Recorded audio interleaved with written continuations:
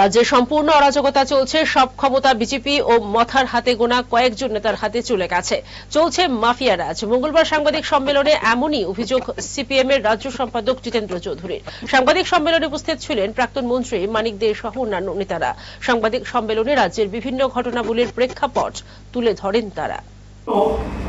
আমাদের সে আস্থা আছে, কিন্তু দুর্ভাগ্যজনকভাবে বিগত কটা দিন ধরে একদিকে বিজেপি এবং তার সহযোগী যে দলগুলো তাদের যে রাজনৈতিক সিদ্ধান্ত, তাদের যে এই জনবিচ্ছিন্নতা থেকে কিভাবে আড়াল করতে পারে, সেই জায়গায় যে সমস্ত হামলা হুজ্জুতি চালাচ্ছে সেগুলোতে পুলিশের কোনো ভূমিকা আমরা লক্ষ্য করছি। গতকাল এই যোগেন্দ্রনগরে বিদ্যাসাগর বাজার, এখানে রাত্রেবেলা গিয়ে এরকম একজন কর্মী অসুস্থ হয়েছে, দেখতে গেছেন। কেন গেল সেখানে? গত পরশু কেন গেল?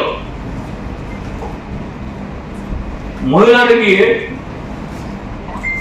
তারা হচ্ছেন, তো পাড়া প্রতিবেশীরা গিয়েছেন, সবাই আমাদের সমর্থক তারা না। পুলিশকে খবর দেওয়ার পর হ্যাঁ পুলিশ গেছেন জায়গাতে, কিন্তু তাদের সামনে আমাদের সমর্থক কেন তার বাড়িতে অসুস্থ হলো দেখতে আসলেন বাইরের লোক, আসতে পারবে